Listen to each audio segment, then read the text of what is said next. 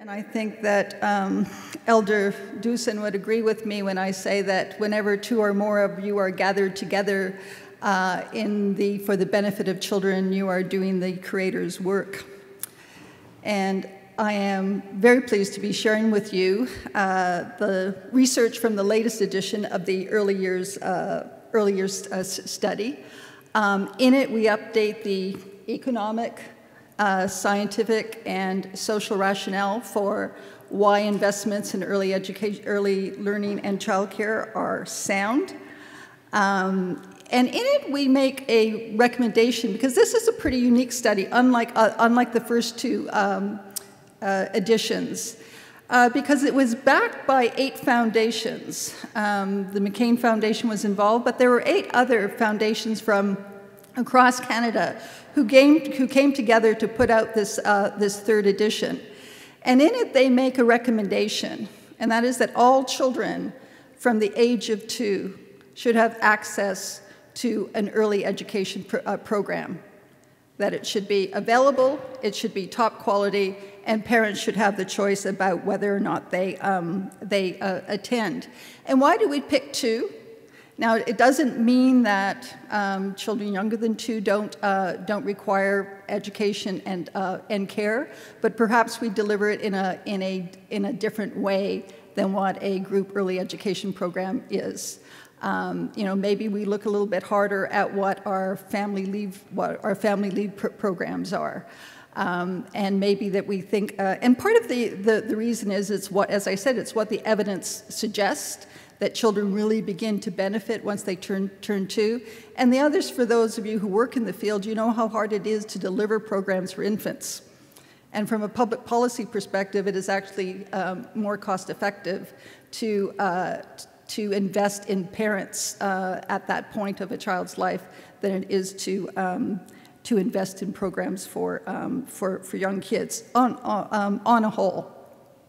So when I talk about early education, I know we call the programs that we work in very different names, but I want to give you the definition that I am going to be using throughout this talk, and that is that early education is a program that children attend with other children.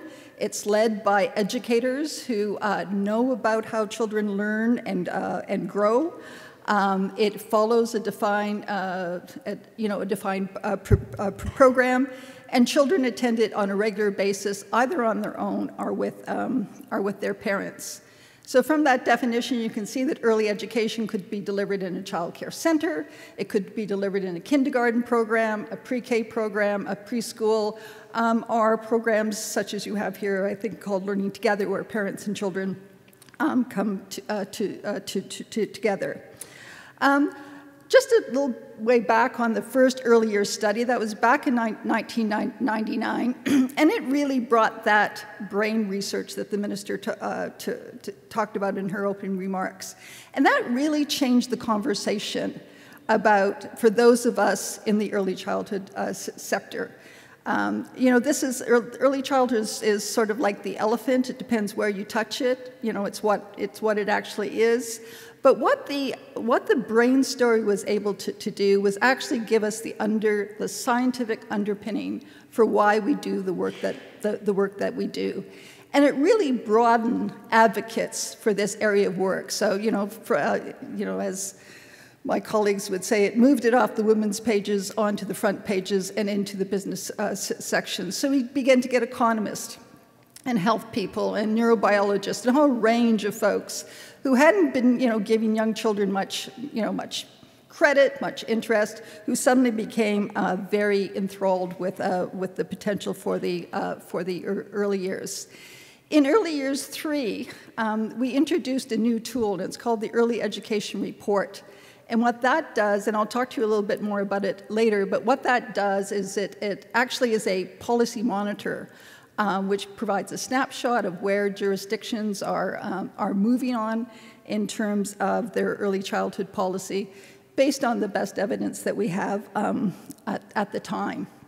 So I think those of you in the room with me would agree that the jury is in, the verdict is in, and that good education begun early improves every child's chance for success.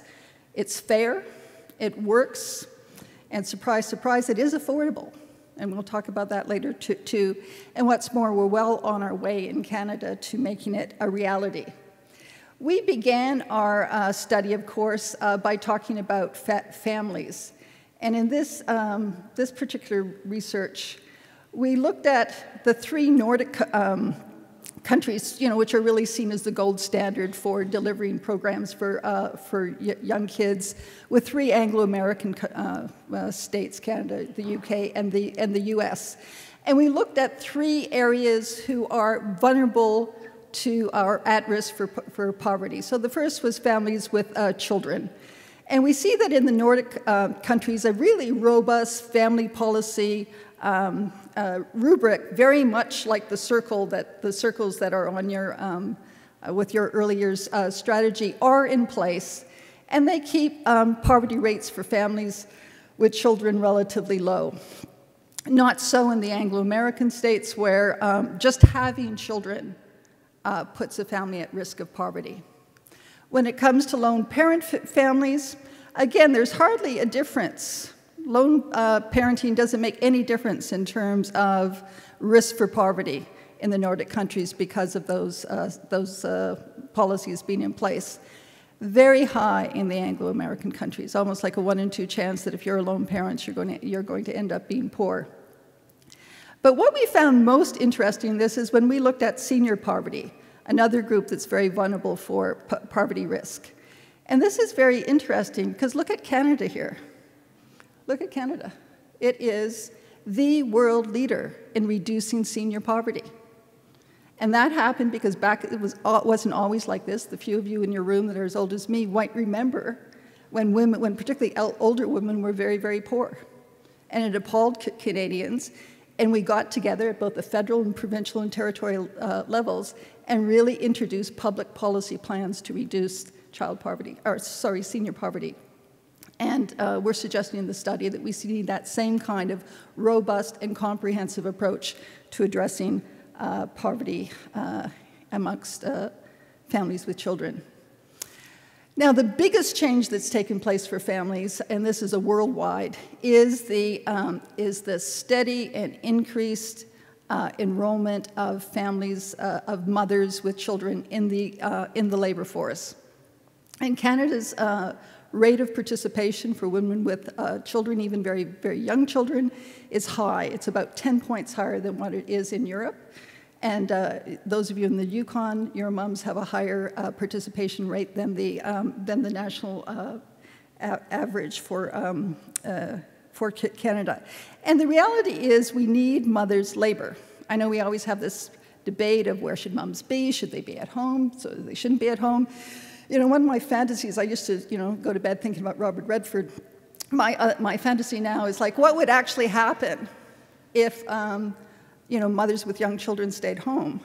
Well, the Vanier Institute did a study on that and found that $35 billion a year in tax revenues would come out of the Canadian Treasury for federal, provincial, territorial governments if mothers with young children didn't work, right? So I think we should just give mothers who are, have decided to be in the workforce a bit of a break and recognize the contribution that they make. The other thing is that mothers working are really part of an anti-poverty strategy. Is that when there are one-income families, the likelihood of that family being in poverty is 5 times higher than when there are 2 incomes.